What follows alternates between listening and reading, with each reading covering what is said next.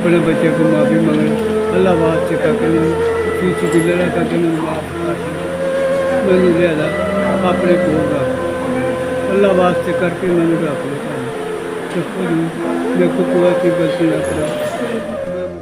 تو ناظرین، اقبال صاحب آج اپنے خالق حقیقی سے جا ملے. یہ اقبال صاحب کی قبر ہے، ٹھیک ہے ناظرین. بچوں کا انتظار کرتے کرتے اقبال صاحب اس دنیا فانی سے رخصت ہو گئے، لیکن بچے ان کے جنازے تک نہیں آئے.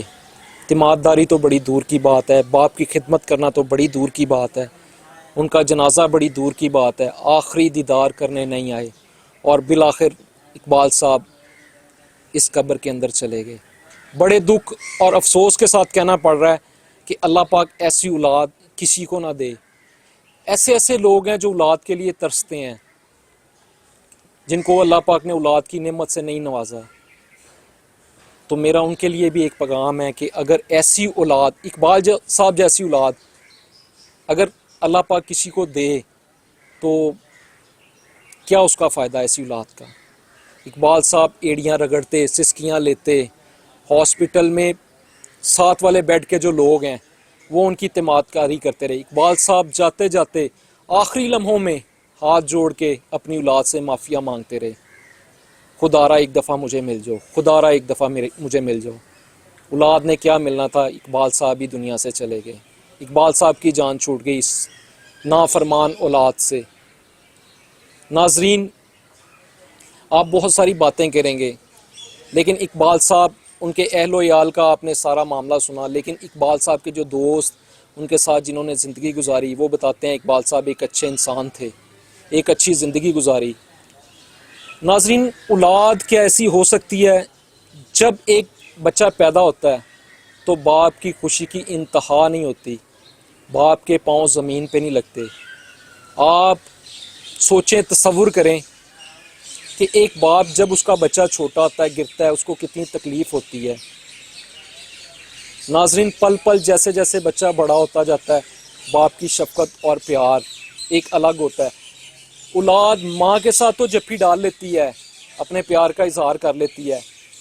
باپ وہ شخصیت ہے جو اپنی اولاد کے ساتھ جپھی تو نہیں ڈالتا، اس کو ماتھا تو نہیں چومتا، لیکن باپ اتنا کچھ کرتا ہے اپنی اولاد کے لیے، اتنی محنت مشقت، اتنی لوگوں کی باتیں سنتا ہے. اور اس کے بعد بھی اگر اولاد باپ کے ساتھ ایسا ناروا سلوک کرے تو میرے پاس الفاظ نہیں ہے کہ میں کوئی ایسے الفاظ استعمال کروں. لیکن میں ایک ضرور بات کروں گا اقبال صاحب کے بچوں کے لیے کہ مکافات عمل ہے، اللہ کا بھی ایک قانون ہے. آج آپ نے اپنے باپ کو معاف نہیں کیا، آپ نے اپنے باپ کی تیمارداری نہیں کی، چند دنوں کا مہمان رہ گیا تھا، اگر آپ آتے اپنے باپ سے دکھ سکھ کرتے شیئر اور اپنے باپ کو معاف کرتے، اپنے باپ سے معافیاں مانگتے، تو شاید اللہ پاک بھی آپ سے راضی ہو جاتا. میری آپ سے پھر گزارش ہے ناظرین کہ اللہ پاک ایسی اولاد ایسی اللہ پاک کسی کو نہ دے.